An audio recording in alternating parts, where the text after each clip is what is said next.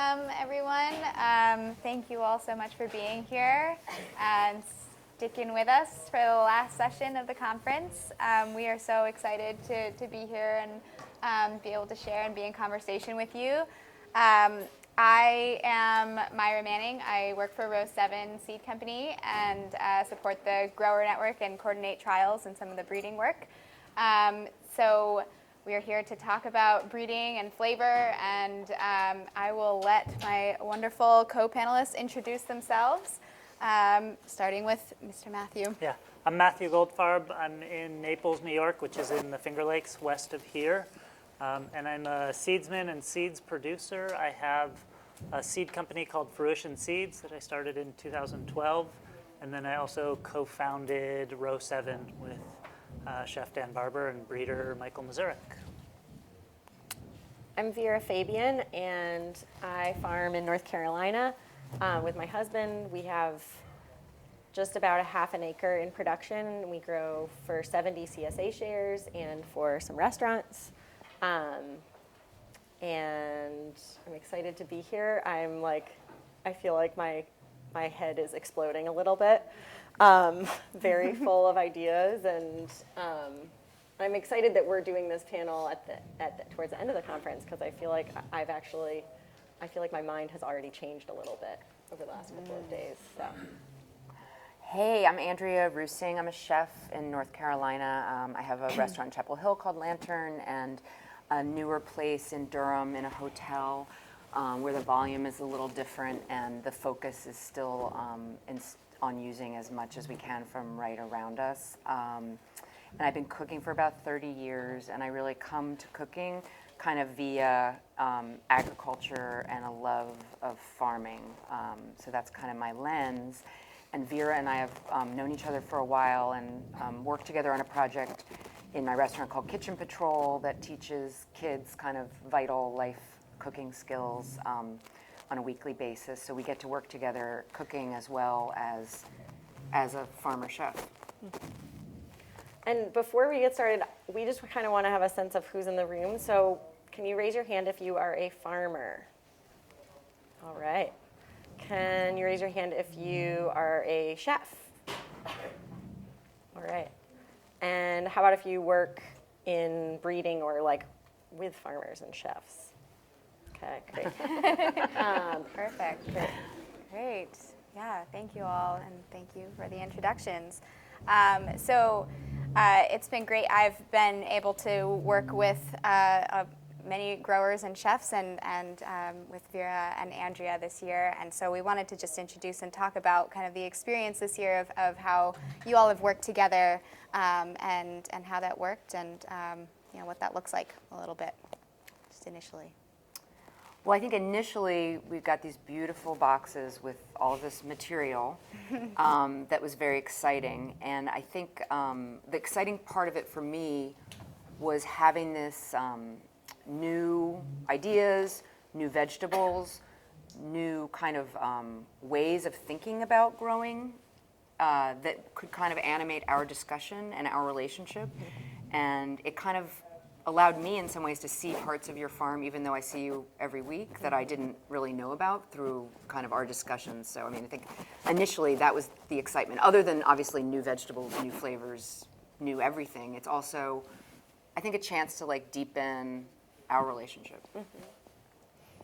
Yeah, I feel like I was super excited to be involved in this. Both Gordon and I got into farming through a love of cooking and food, and I'm sure that's probably true for a lot of you guys here, but I feel like it's not necessarily true of all farmers, strangely. And so I think when we started out 3 years ago, we wanted to try so many cool varieties, and our farm was kind of insane. It was just lots. I think we grew I don't even remember how many different varieties. We grew a lot of things. And a lot of them failed. And basically, over the last 3 years, we've drastically narrowed our crop mix. And I think that we still definitely choose varieties for flavor. It's definitely a huge priority for us. But I think, and I don't know if this rings true for some of you guys starting out, just it can be really humbling how a lot of the varieties that are supposed to be outstanding in terms of flavor often are the ones that fail in the field, especially for us in the Southeast where it's like growing organically is a big challenge. So when I heard about row 7, I was just like, whoa, you know, folks that are focused on breeding for flavor, but also breeding for productivity in the field, like what a dream. Of course, I'm on board. So, and then the chance to get to work with Andrea more sounded great. And yeah, just I think anything that's trying to build stronger relationships between chefs and farmers. And I know so little about breeding, so of course I'm excited about that part too. Yeah, great. Yeah, can you go into a little bit more about, I mean, I'm sure that many of you have shared some of those kind of, you know, that risk-taking and the failures in the field of new varieties. So can you talk a little bit more about what that's like and how you all have worked together to try new things? Well, I think, like, from my side, I think our approach to, like, experimental vegetables or, you know, trial vegetables is pretty much the same as it is to any vegetable that somebody that you have a relationship with needs to get rid of and needs to sell for money to be able to keep their economic picture whole. You know, I think it's a matter of trial and error. It's a matter of kind of a trusting relationship where, you know, we basically were happy to just say, we'll just take whatever you guys have and we'll find a way to work with it because the story is really strong and there's always a way to kind of monetize something, and there's a way to kind of have that dynamic really work on a small scale, which this was a pretty small scale, but I don't really see it as being outside of kind of the normal dynamic of that economic marriage that restaurants and producers have. Yeah, I mean, I think Andrea is sort of an unusual chef, and I wish that there were more of them. And I feel like Stone Barns is a shining example of that. But basically just the willingness to take whatever we can produce. We need more chefs that are sort of motivated by what is coming out of the field. Because I feel like other chefs that we've worked with, we've sat down and said, hey, you know, what are you interested in? What would you like for us to grow in that spirit of trying to build that kind of relationship? And they, you know, either have no idea and they're just like, I don't know. Like, you know, I think like chefs are sort of like farmers. They're exhausted and overworked and stressed out and they're just living in the day to day and, you know, 40 different farmers send them their list and they're like, okay, what sounds cool? I'll take it. So I feel like those meetings have been a little bit disillusioning because a lot of the times they don't have an idea of what they want, or they say they want something and then you grow it and suddenly they don't buy it, which feels really unfair because then the burden of risk is all on the farmer. And as a beginning farmer, and especially as a really, really small scale farm, we can't afford to grow something and then suddenly not have a market for it.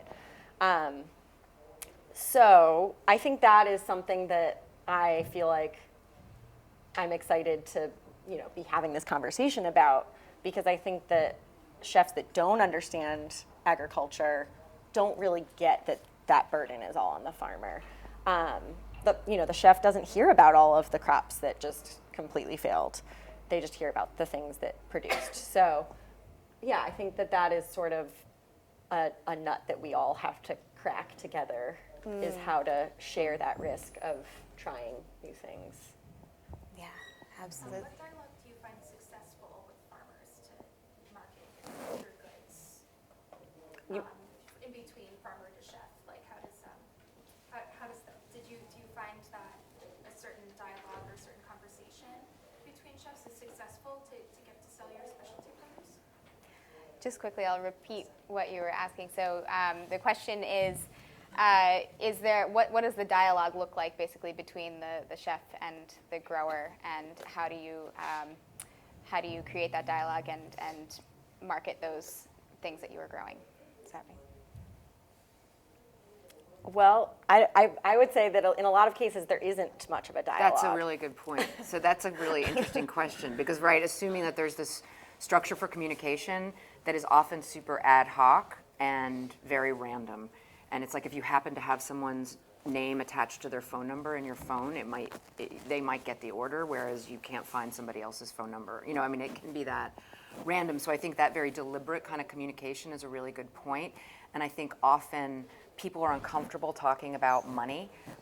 It's something that we've been kind of trained to be embarrassed about or to feel like it's maybe not an appropriate topic all the time. But I think getting really clear in that discussion, if you're a chef, I'm asking you to experiment with this thing. What would that look like economically, space-wise, labor-wise for you? What would be a yield that would make sense? What would be a price per pound that would make sense? What would be a project cost that would make sense? And then really kind of signing on to that together in, you know, I do like a little bit of like open book finance with a lot of farmers, you know, more with meat, honestly, because sometimes the risk is higher there. But, you know, I say like, you know, I can't really put this on the menu for more than $34 and you know, the cost to me is going to be $10 a portion and that's not going to really work. And what does it cost for you on your end? And I think that kind of communication, it helps save a lot of friendships and it helps really create like a great understanding and a just greater communication. Great. Yeah, thank you for that question. So we've kind of introduced the idea of trialing and risk-taking and building that relationship. And we really want to move into more of the conversation around breeding and getting beyond just trialing new varieties that are already in existence and out there. And so we're going to shift a little bit to zooming out into flavor in the larger seed system and what the state of that is right now. So I'll look to you, Matthew, to just kind of give us a picture of what the current seed system looks like that we're in. And kind of a transition piece to that, the way that Row 7 is starting to look at how varieties are developed and other seed companies and independent breeders and some other universities is that there's been a gap in the conversation of who's been involved with variety development. So you all as farmers or as chefs are getting the end result of a breeder or a breeding company deciding what is important and valuable based on their company structure and their system of objectives. And then they have to find a distribution company, a seed company, that aligns with those objectives and they think they can sell it. So by the time you're getting varieties that you might want to trial or put into your farm, they've already been screened by other people and other interests that are hoping they align with your interests. What a lot of people are thinking now is, and that's where this conversation is coming from, is if breeders and farmers, or if chefs and farmers were involved in the breeding process, what are the outcomes we could end up with? What's already been created that's just on a shelf in a breeder's closet that they never found a distribution company for, never aligned with a company value, but might work really well on Vera's farm or in Andrea's kitchen. So the context is how do we engage this community that is serving and growing and feeding our communities into the conversation of where varieties are and how varieties are created. So stepping back and just thinking about the seed system, you probably are all pretty familiar with the concentration of the seed industry and challenges with genetic modification and corporate interests and that whole world. So I'm not going to dive in that direction. And rather, I'm going to share how do breeders think about their objectives, and then how can we, as farmers and chefs, think about using flavor as a tool to help us drive future breeding objectives. So if you think about, there's 4 main ways that breeders can function. They can either, when you're creating a new variety, you're either thinking about community values and community interests, so that has to do with food justice, food security, distribution models, what is the community you're serving their food interests. Another way to think about it in your objectives is the corporate interests. So what are your profit motives? of what varieties you create, where you can distribute those, what the margins are for those, what the return customer may look like. And so that's kind of corporate interest breeding. And then there's ecosystem breeding, where you're thinking about what's happening with carbon cycling, what's happening with water retention and water use, what's happening with soil regeneration, what's happening in how the climate is shifting, and how are crops adapting to kind of a climate shift perspective. So that's another area of interest you can breed for. And then the fourth area you can breed for is what's considered traits. And flavor would be one of those traits. But so it could be powdery mildew resistance, it could be yield, it could be uniformity, it could be the classic things we think about distribution and shipping. But it can also be color, shape, size, regional adaptation. So in those four areas, there's community, corporate, ecosystems, and traits. Anybody have any guesses where most of our breeding is happening right now? Corporate interests was a guess. So a lot of it's happening in corporate interests, and even more so, it's happening in the trait-based, because that's what the market is asking for. We need a melon that can show up on the shelf 12 months out of the year and always taste the same, regardless of where it's being produced from. A way to kind of encapsulate that, I just heard John Navazio interview, who's a plant breeder now for Johnny's, but he was talking about spinach. And it was like 85% of all the spinach in North America comes from 6 counties in the US.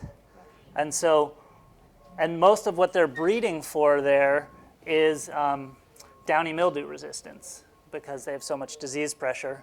But that means that and in the US, I think there's 3,000 something counties. So 99% of the counties in the US, breeders are not paying attention to spinach production. But there's a lot of us that grow spinach, and there's a lot of us that eat spinach. So the trait becomes so important that all of the corporate interests and the trait interests funnel into one objective, which means nobody's exploring not only the regional adaptation, so what will do well on Vera's farm or your farm, but what will do well in the kitchen, and what are we missing in the flavor side, and the culinary side, and the preparation and the technique.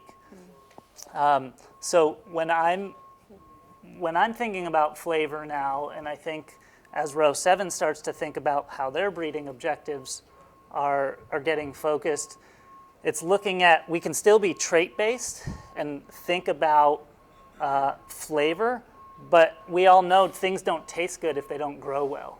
So even though it's trait-based, I think it actually moves us back into this kind of ecosystem and more of a systematic approach, because crops have to grow well, which means they have to take up nutrients, they have to hold moisture, they have to present well at the farm stand or through distribution. And if they're not, and if the yields don't match what a farmer's profitability goals are, then it's still not going to reach the end use.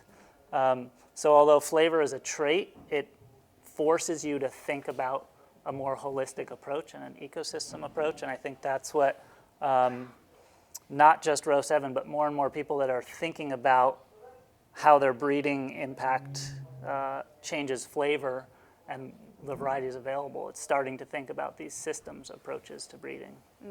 And so it sounds like breeders are also under a lot of pressure, similar to the way and other businesses are, of just finding things that are going to be have that marketability and just wide adaptation. So how do regional seed companies fit into that picture? Yeah, I think I'd say right now regional seed companies are still one of the places that are either intentionally or unintentionally have been holding on to flavor, because they're first thinking about varieties that do well in context in that bioregion. So that baseline, does it grow, is the first thing that they're thinking about, which then ultimately impacts flavor. I think where they are limited in their capacity is they may not have the breeding infrastructure or resources to advance material beyond adaptation. So they're finding material from all over the world or all over the country and then trying to get it to adapt to their climate. And so they're limited by what already exists and then trying to incrementally improve that. And I think, from Vera, when we've been talking before, trying to work with regional seed companies, when she's worked with regional seed companies outside of her region, there are a couple things that work well, but also a lot of things that just don't. So I think that's where,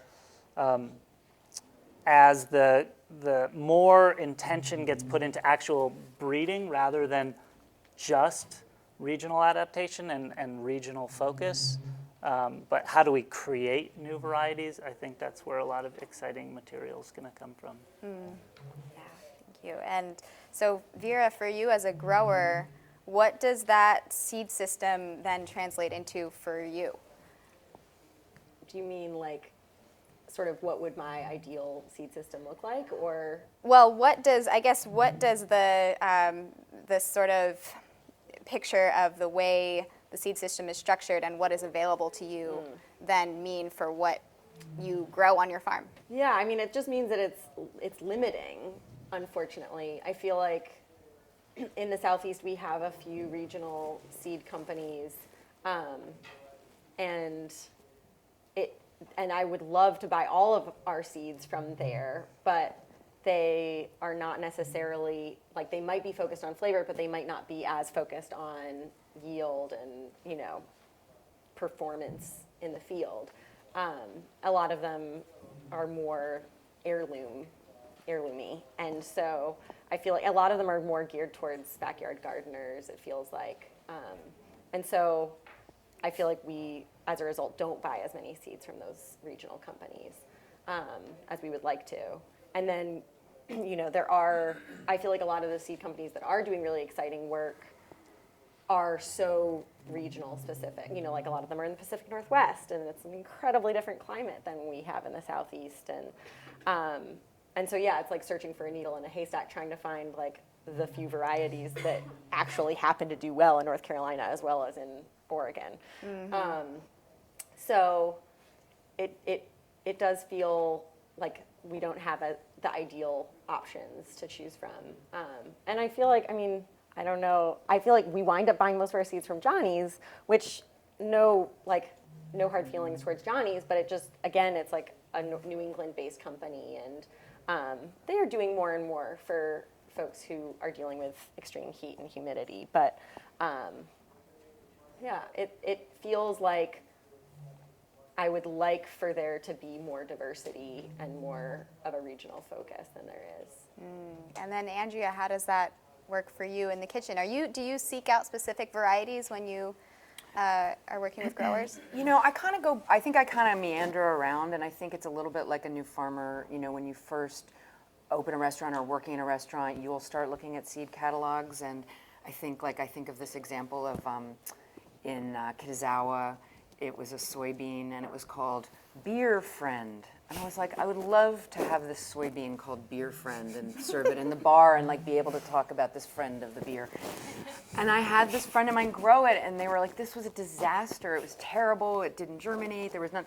So, I think the romance of the seed catalog as a chef is we're even further away from the practicality of it. And so I think there's a real danger of romanticizing these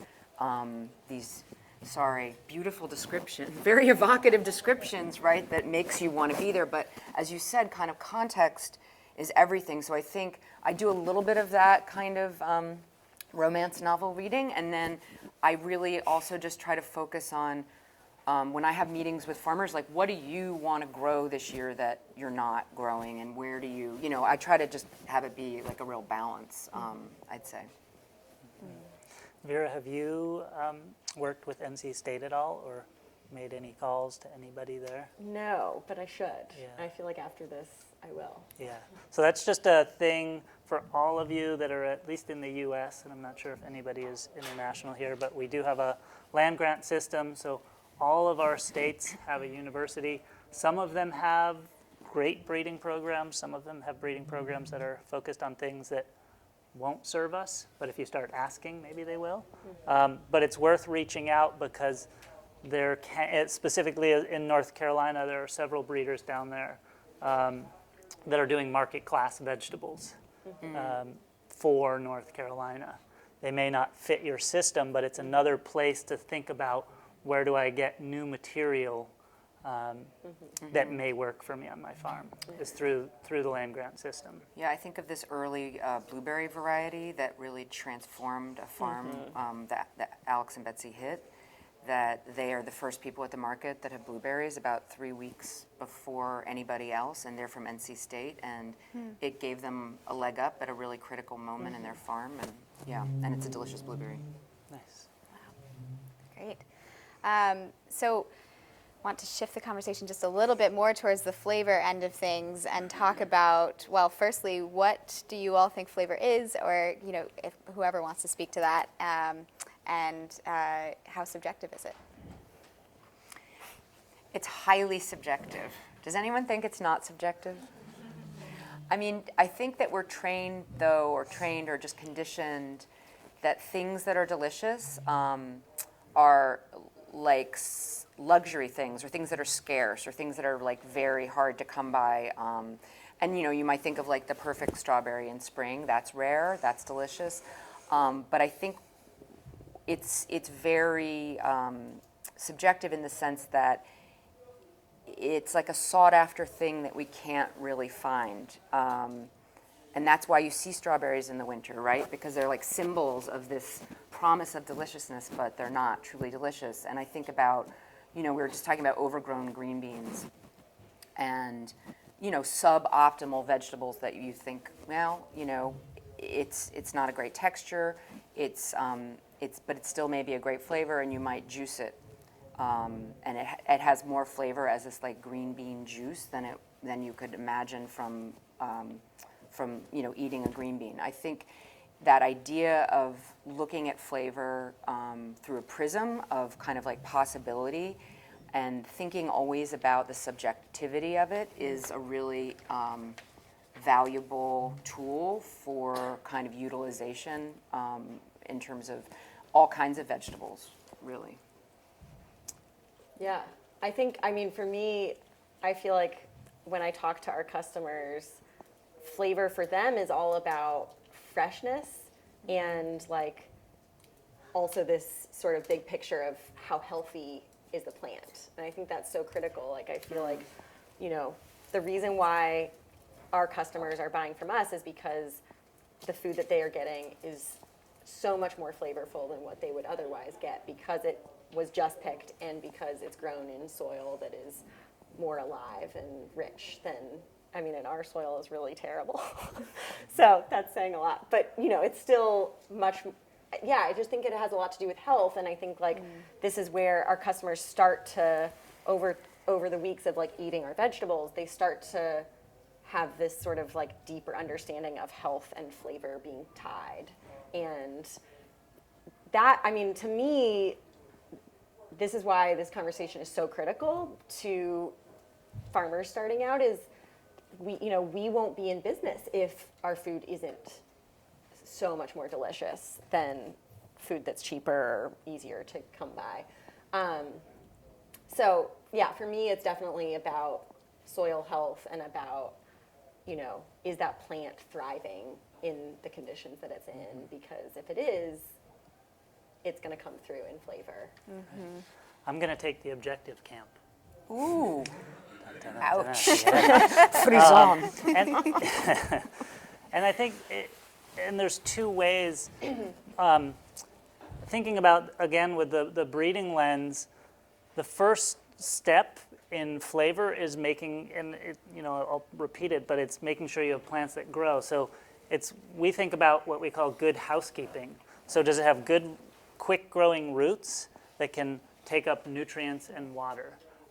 Does it sprout quickly and create a shade canopy to limit weed competition and also help hold moisture?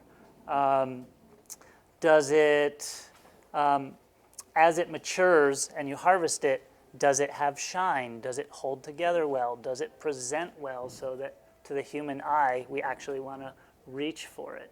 And all of that type of attribute relates back to the plant health and its overall structure and the type of vigor it has. So if you don't have those components to begin with when you're breeding, for whether it's for ecosystem, for profit, for organic systems, for flavor, you're not going to have a variety that tastes well, because you're going to need to pump it up with other protections or other fertilizers, or it's going to undergo other stress that's going to impact, and those types of things will impact flavor. The lack of water at the wrong time, too much water at the wrong time, pests, diseases, all of those things impact flavor. So if we don't pay attention to those at the breeding stage, we're starting a step behind in the capacity of something to carry flavor, whether we call that freshness or flavor. And then on the other side, some of these flavors are measurable, whether it's they're good or bad, or like I like it a lot or I don't care for it, is subjective, but it can be very objective if you're trying to increase the carotene in something or the lycopene in something.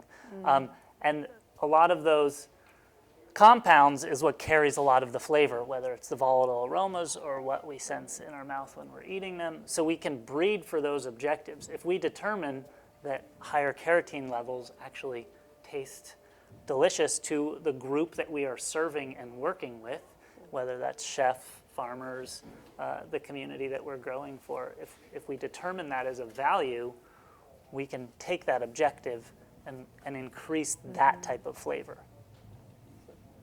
Yeah, so I want to come back to a lot of the things that you touched on in there with breeding and seed production and the measurable traits and all of that. But also wanted to come back to a question earlier around how you look for varieties potentially, and whether it's something that you seek flavor in those varieties, or are you able to kind of apply your culinary magic to anything and then make it delicious? And how does that work?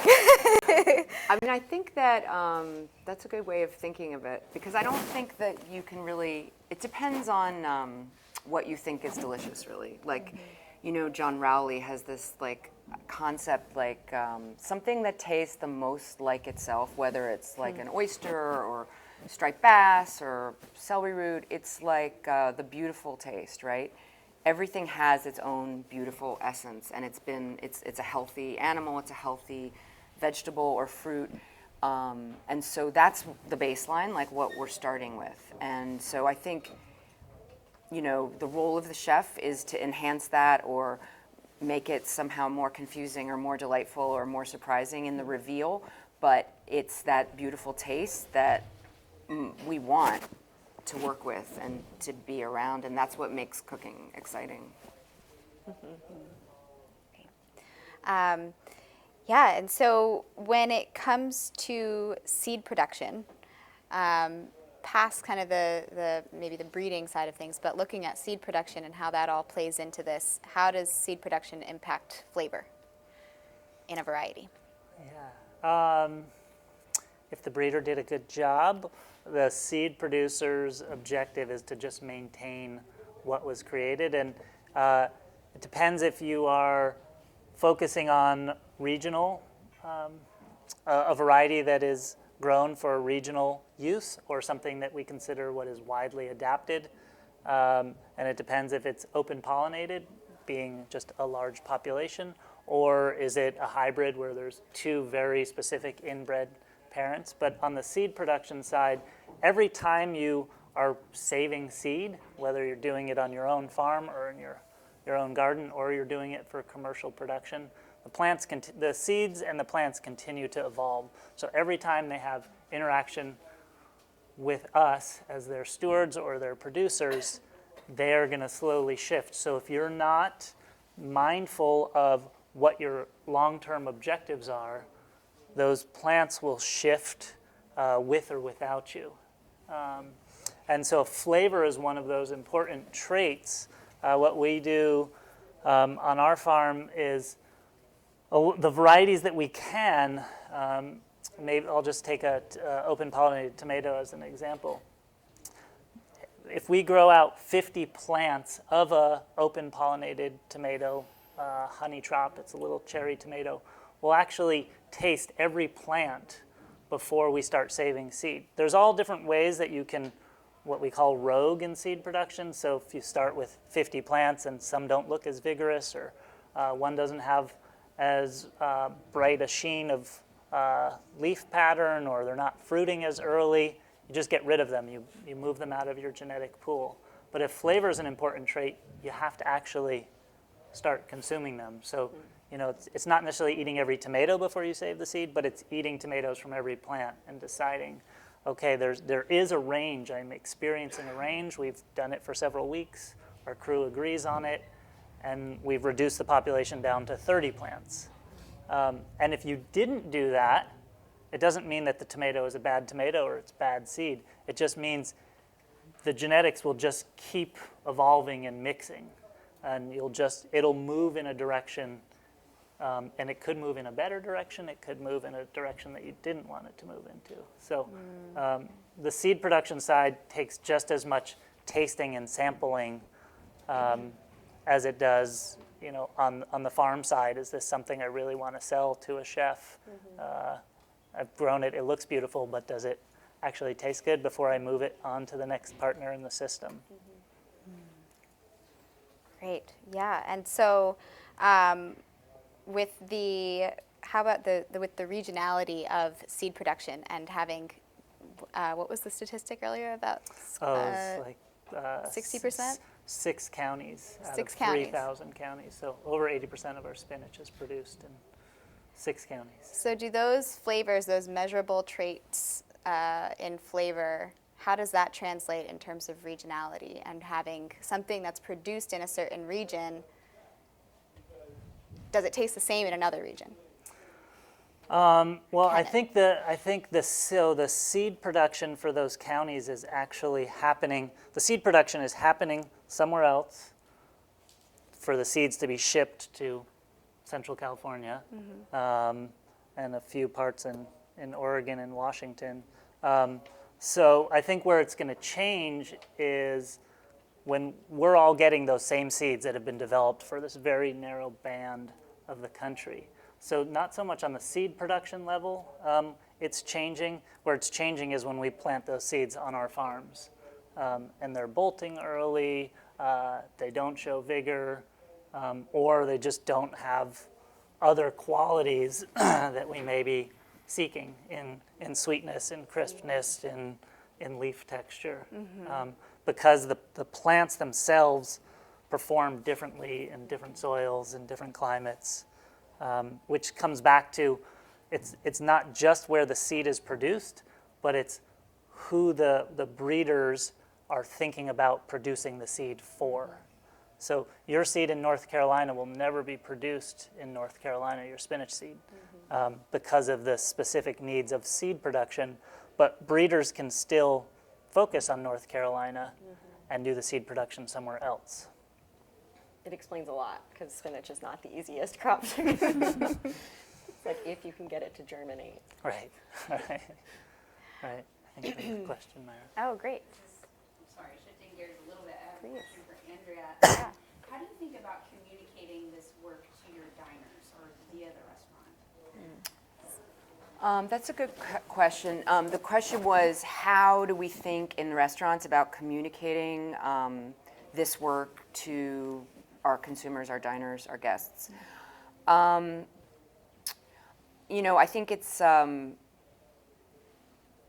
long conversation. It's a complicated conversation, but people are very excited by the new, as we all know, as you know in journalism, and very focused on new things, new ideas, new flavors. And I think that it's just a fascinating story to tell, and I think that people are very ready to hear it. I think people have heard about it for a long time with animal production. And so I think people are ready to hear it about, kind of a more complex system. And I think it will help kind of fit in the overall narrative of why we do what we do and what the relationships with our partners on farms are.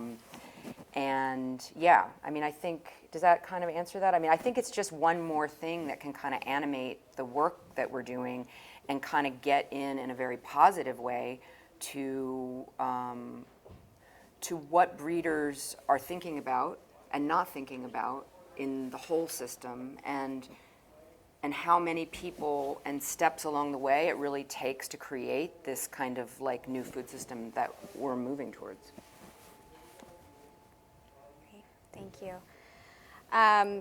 So going back to the sort of the breeding process, and before you get into the final variety that's available out there in the world, right? There's a whole process that comes before that, and many different lines in breeding. And so when it comes to variety trials, I know that there's some level of limitation there in terms of grower ability to do that, bandwidth to do that. And so what does it look like for both of you to be involved in earlier in the process, and working with more material, more lines and things like that? Well, I more think diversity. something that we were discussing earlier is sort of this idea of, I mean, I think it's a huge question, like, that I'm sure some of you are grappling with, is sort of how do you fit trying out new varieties with a system that is, you're trying to make a living as farmers and the margins are really tight, and it feels a lot safer to go with a variety that is going to produce for you than it does to try something that may or may not. And also just systems-wise, like, I feel like similarly, like the first year when we were trying so many different varieties, it wasn't just that some of those varieties failed, it was also just a clunky system. We were dealing with so many different things, and our record keeping was challenging, and you can't move as quickly when you're dealing with different varieties that have different traits. And I think that part of why we've narrowed our crop mix is in a desire to just have a simpler set of systems that we're working with in order to be able to be more efficient and in order to be able to make a living as farmers. And so it's sort of like, okay, well, we care about flavor and we really want to move this project of breeding for flavor forward, and we can't do that without farmers trying new varieties. So how do we fit that in? And I love this idea of, I think in my mind, I think of trials as sort of like totally out of the system, but instead thinking about how we can only trial varieties of crops that we are already focused on, and just throwing in, like Eric and I were talking about, just throwing in like a few plants of a new variety so that it fits within your hopefully efficient system. So you're not having, like, one example is we don't grow winter squash usually because it is not profitable for us. But this year we wanted to try some row 7 winter squash, and so we literally had to create a whole new bed on the edge of our field, and it was just, it didn't flow. But if we were trying, new radish varieties, we would just add in a foot at the end of our radish bed, and it's simple. We just have to keep notes and keep track of it, and hopefully we still have radishes to sell at the end of it. So I think just trying to figure out creative ways to make it work within your system. And if Vera comes to you with a new variety that she's really excited about and wants to grow and works for her system, what's your response to that? Or what's your bandwidth to kind of introduce something new into your system? Yeah, I mean, kitchen? I think that our bandwidth is large, it's wide and deep for that, because the excitement of a farmer coming to you with this thing that works for them is the best thing that you can hear, right? Because we're in a position so many times, I think, of asking for things that actually don't work, that if we hear that something is working, and it's getting maybe more money back to the farm or saving you more time, or if it's a delicious, thick Savoy spinach that was suddenly really easy to harvest and it would make you want to grow it, or make it profitable for you to grow. So when I think about flavor being subjective, so often I think about just kind of well, it's a luxury to even say that this is delicious or not delicious, because in the Southeast, we can't get a lot of things that we are just pretty delicious. They might not be the most delicious spinach, but we can't even get Savoy spinach because no one can even really afford to grow it, because harvesting it is a problem and germination is a problem. So I think that in that sense, like from a chef's perspective, also tasting it immediately when it walks in the door and making a plan when it walks in the door, rather than having it go someplace in the back of the kitchen, is a good strategy. And then I think similarly also something that I feel like I definitely had already been thinking about, but over the last couple of days has shifted for me is, you know, I think that as farmers, we can focus a lot on the failures. And it's important to think about the failures, but I think also just trying to like flip that around and like maybe it's worth trying a few things that might fail if it gives you that edge over a farm that isn't trying new things. And I feel like this kind of comes into what your story is as a farmer, and like how do you market yourself. And I feel like it's a huge advantage to be like the farm that is trying new things and that is aware of like what are the most delicious varieties that are coming up. And both, I mean, obviously you're going to be more attractive to chefs, but also I think home cooks are really into that. And yeah, so I just feel like it might be worth that risk to give you that leg up in the marketplace, to be those farmers that care. And it's okay to ask the restaurant to share in that R&D, because it's R&D for the restaurant. Right. I mean, ultimately. Well, and that's where, like, I think there should also be ideally there should also be some economic incentive going on there, whether it's a seed company giving you a discount or sending you free seeds, or whether it's a restaurant figuring out how to, like, pay some rent on that space. Or, like, I mean, we got a grant to figure out how to grow lettuce in the summer in extremely hot conditions. And so that gave us, like, some economic freedom to try new varieties, and it worked. We like figured out some stuff that works for us in the summer. So That's great. Yeah. How many varieties are you growing, in your half-acre in production? that's a very good question. Or approximately? The question is, how many varieties are we growing on our half acre? I know that we grow like 44 different types of vegetables, and then within that, we probably, we only grow one type of turnip, but then we grow, a lot more tomatoes. So I'm not sure, but definitely like at least 200, I would say.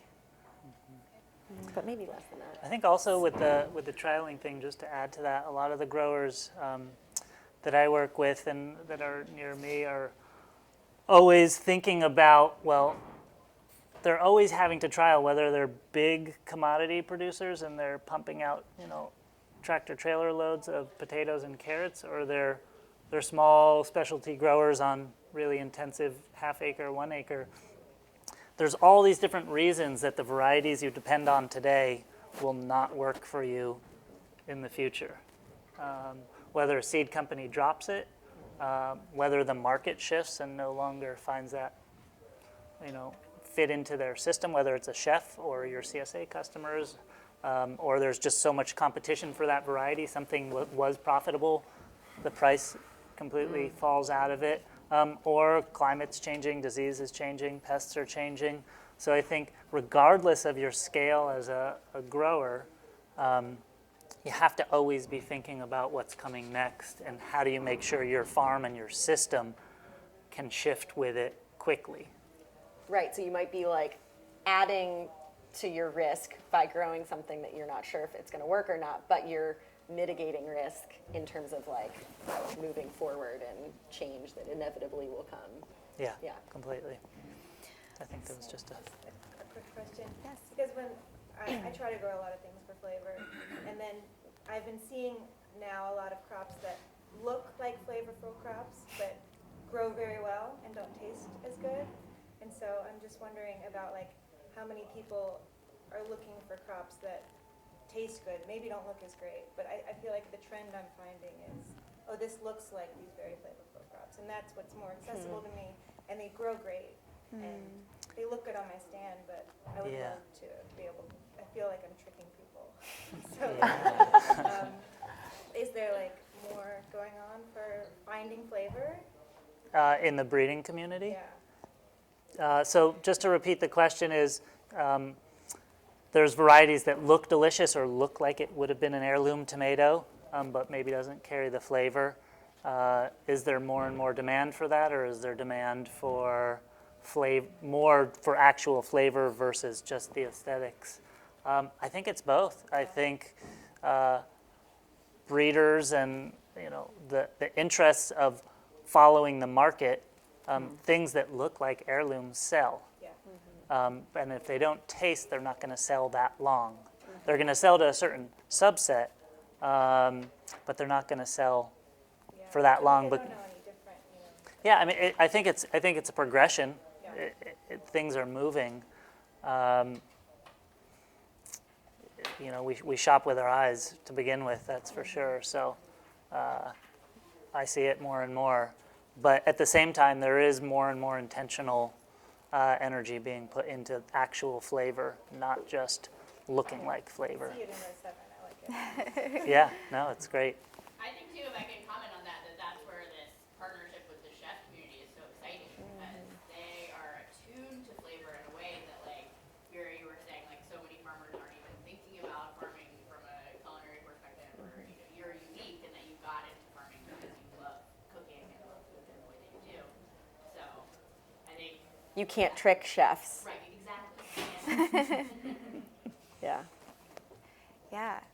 So what does it look like though before even getting to the finished variety that you were talking about earlier, where growers are presented with this is the finished product that we have chosen?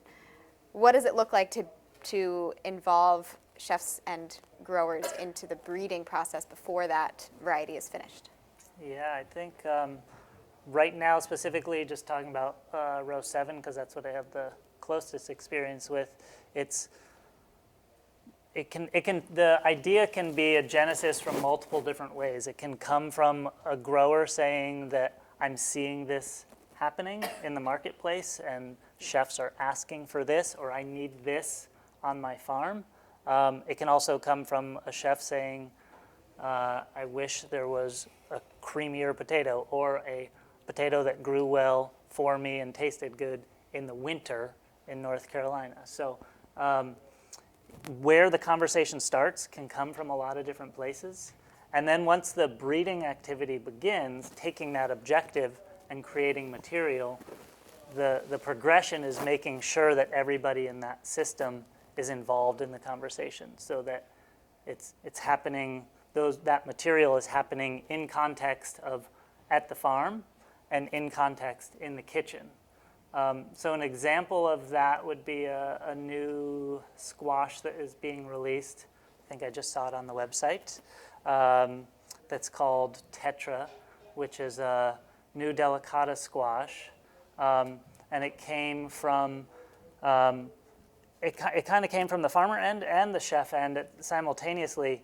The farmer end just thinking about how can we utilize more of the plant to maximize square footage on the farm. How can I sell more product off of the same plant? And on the chef end, it's what are the parts of the plant that are edible that we're currently not using, and we can start thinking about this whole plant eating approach to improve farmer economics and diversify our diet.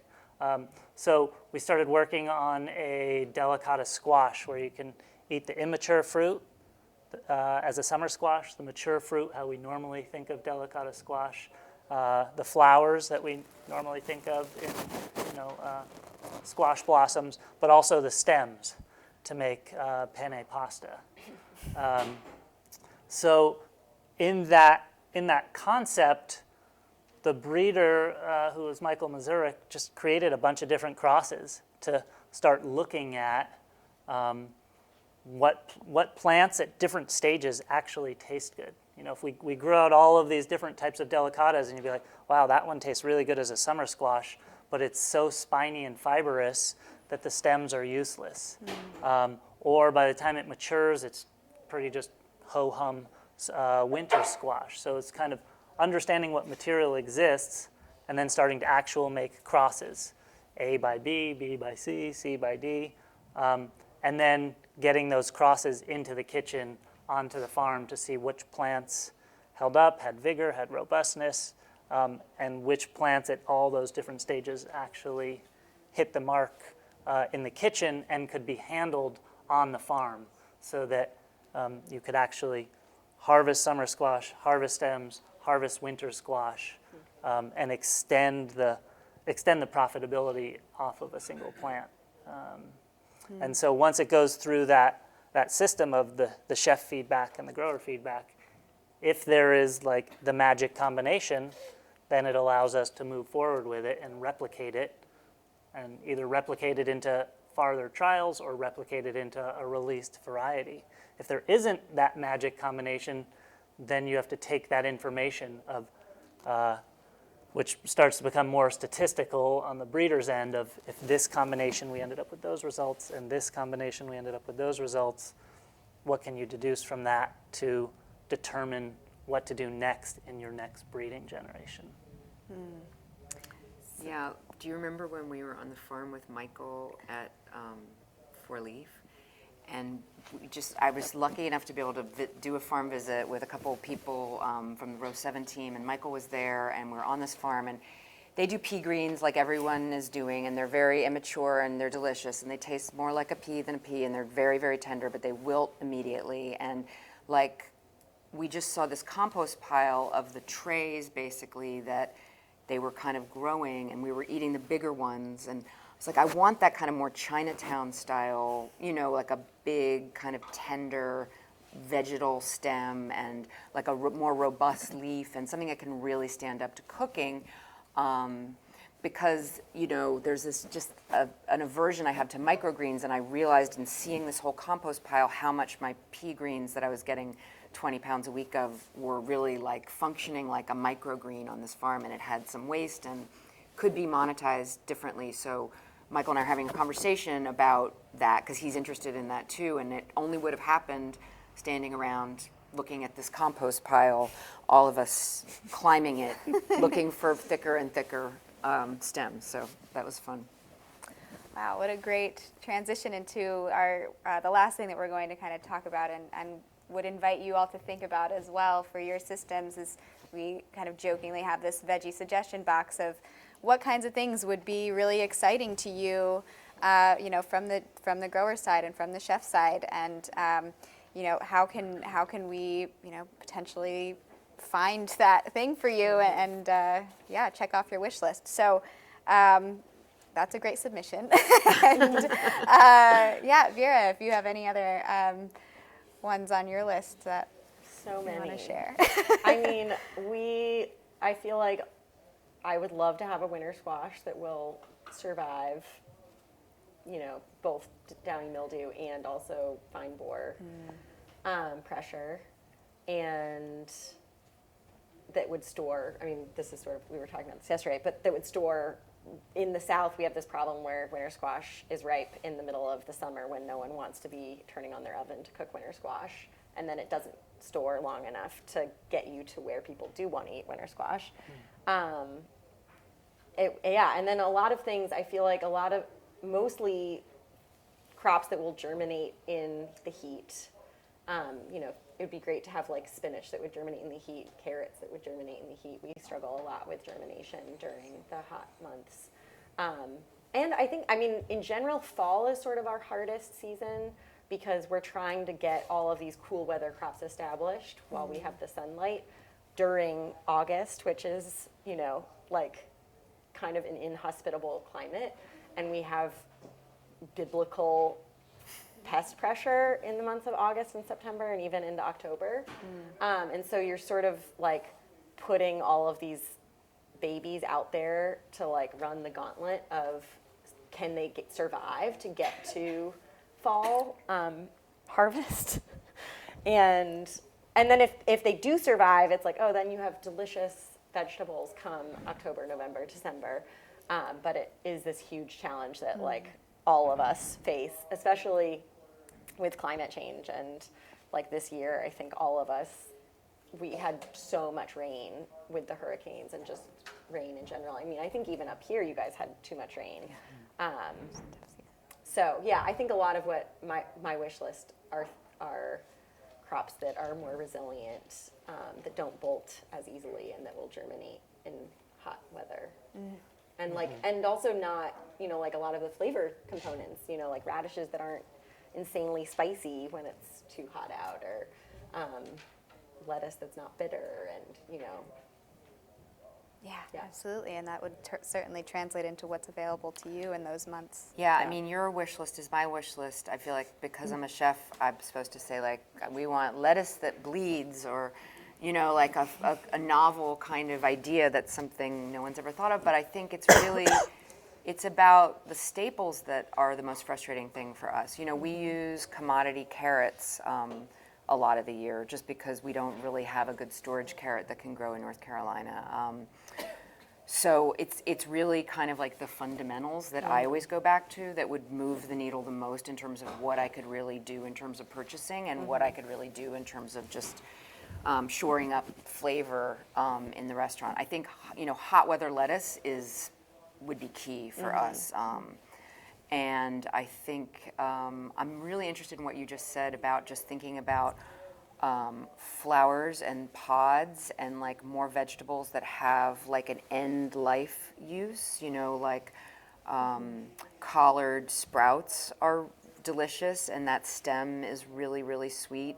But just thinking about ways of exploring that kind of like just before you till it in, you can pluck off that tender garlic scape or that beautiful kind of spicy flower that comes off with a great tender stem. Like that kind of end life moment is really attractive. Great submissions. Amazing. Well, we definitely want to leave some time for questions from you all as well. And thank you again so much for being here, and thank you all for the conversation. Can I ask you all a question? I just want to hear how do you guys approach trying new varieties, and does anyone have any suggestions for me?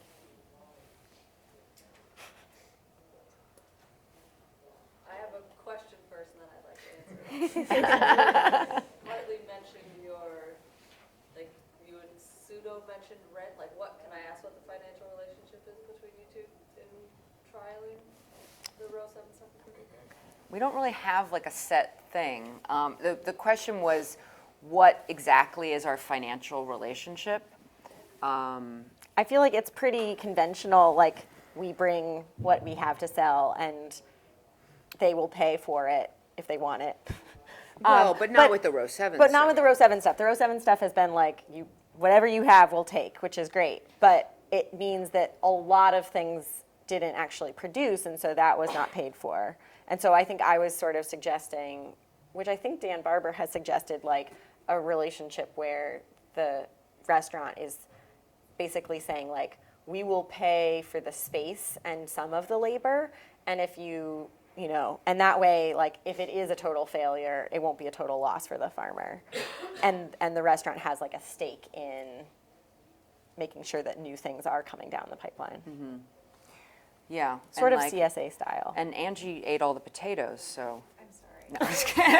You're so good. The upstate abundance potato is delicious and irresistible. So I have a relationship. I grew row 7 stuff as well in Colorado. And my relationship with the chef that I worked with was taken from I had worked here also, so taken from the example of bed rent. And for me, it worked really well that I will commit to growing X amount of space for you. I'm going to guess on what the yield will be. I gave them my price of what I wanted for that potential yield, and then they paid me half price in rent.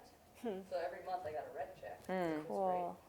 But I didn't want them to pay the whole rent in case, that way I can't be a lazy farmer. I'm like, great, you're paying rent. I'm not going to take it. So then they paid me rent when it was in the ground for half of the crop. And then once I harvested it, they pay half price on the yield. Cool. Which was a great, very creative way, and a nice way to have them buy into the risk. And buy into the risk equally. So that's how I've been able to trial some awesome varieties. And the chef came and was like, will you grow all these things? I'm like, I'm in Colorado. They're in the Northwest. No,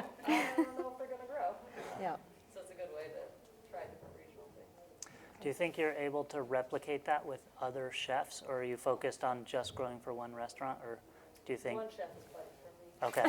Yeah.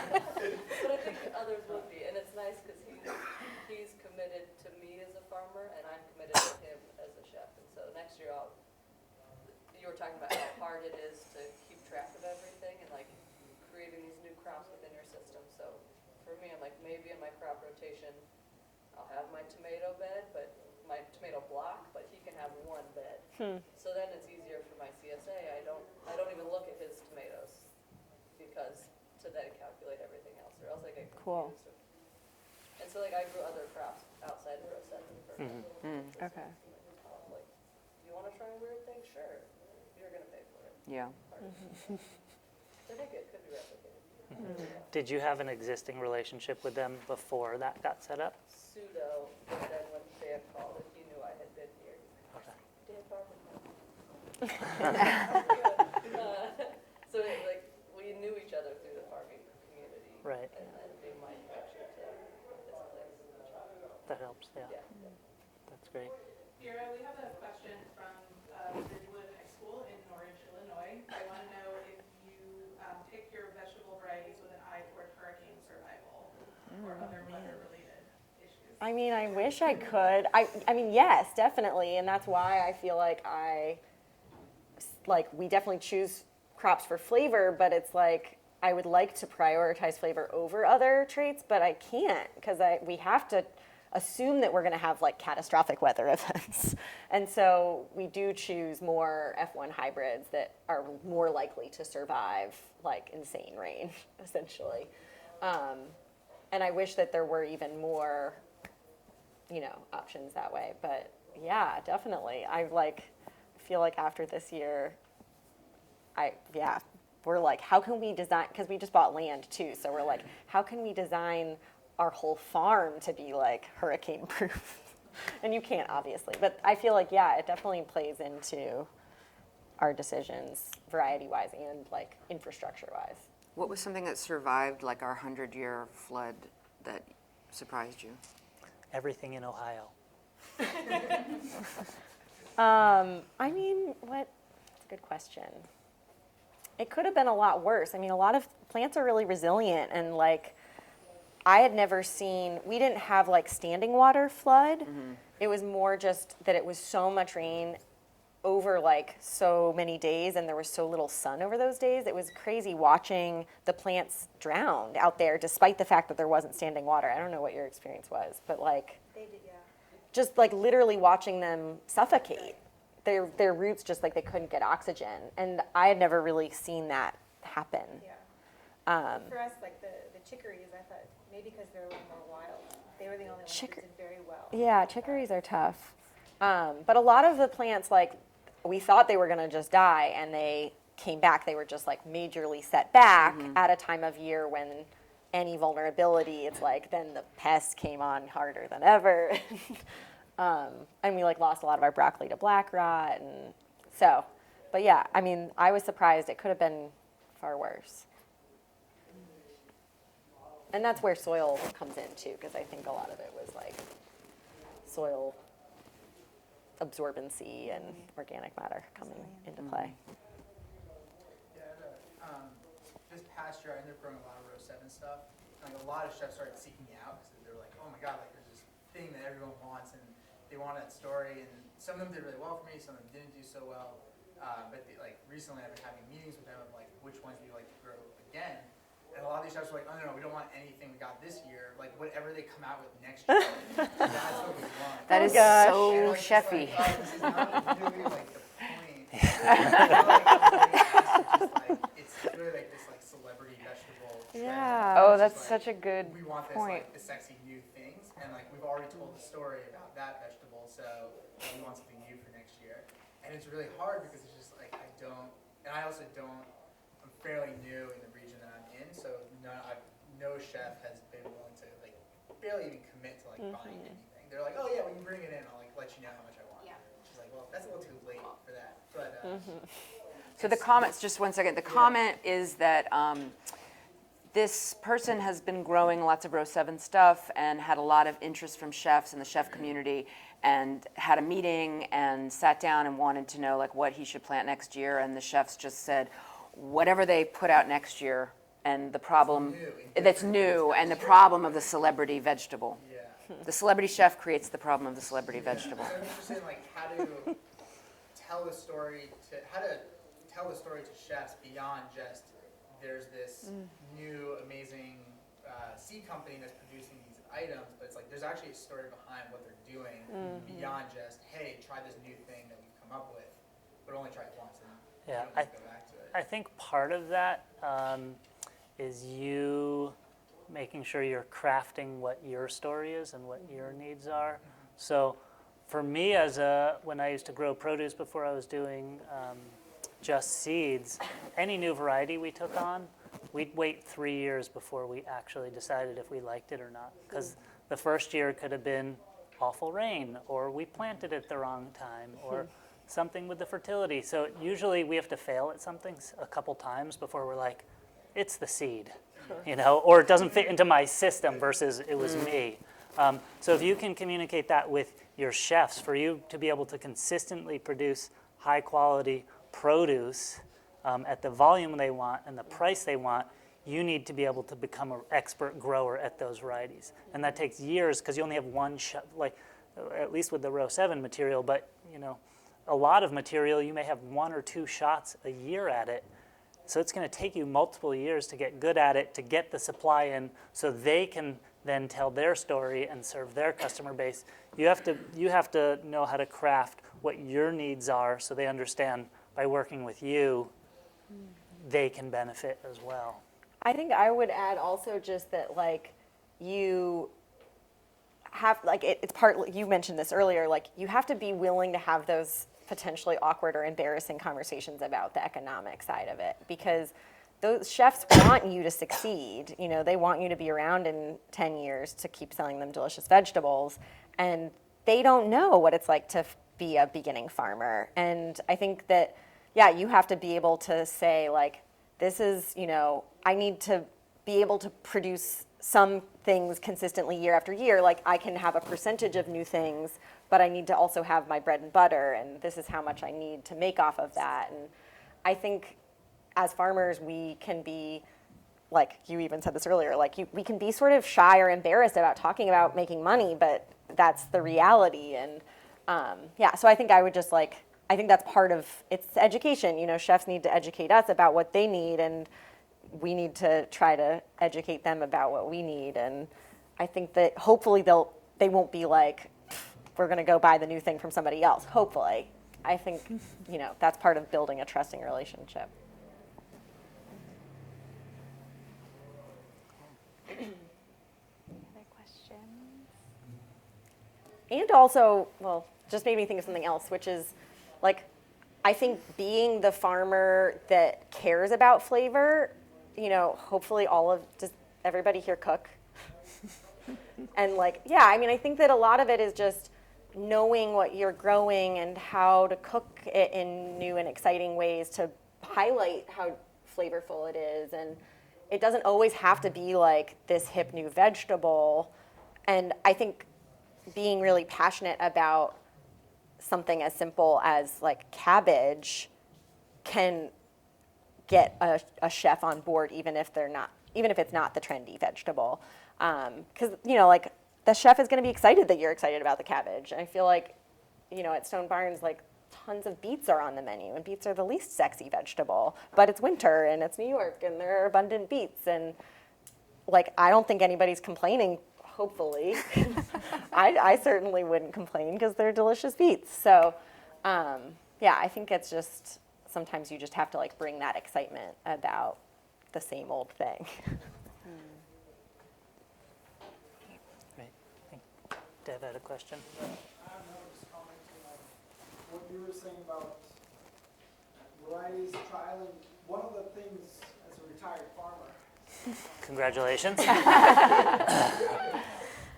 One thing which when I was farming, there is an increase in chefs investing in farms that either outright owning them or putting a significant finances via leasing, bed chemicals, all of that. One thing that we did find that we did when we were farming is that because of the luxury that the farm was owned by the restaurants, we ended up trying multiple varieties for the restaurants, but then in turn, the successes and failures were shared with other farmers that feed into the system. And I think that proved to be pretty beneficial because if you have this ability to trial and work out, especially from the chef's side, to share that with the other growers that you're buying from, because very rarely is one restaurant buying from one farmer. It's multiple purveyors to fulfill your restaurant needs. And that information sharing proves to be beneficial based on my experience. 3 varieties. We tried 20 tomatoes, 3 were really successful.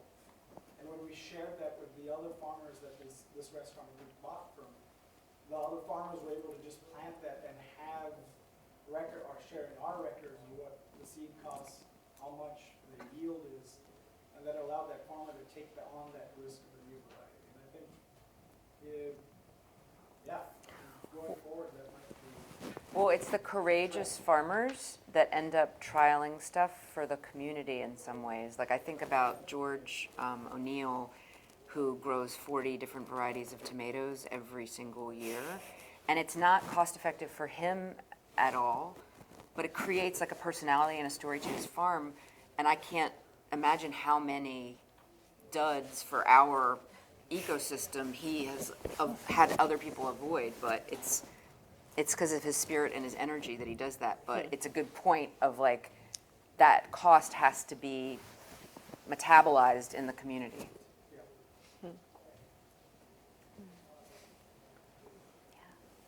Do you guys have, like, do you feel like people in your community share varieties that work, or does it feel like people kind of keep that to themselves because it's their proprietary secret?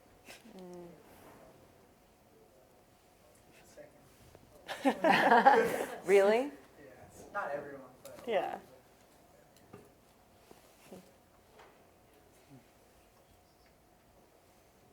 Great. All right. Well, yeah, thank you all so much again. Thank you. Thank you all.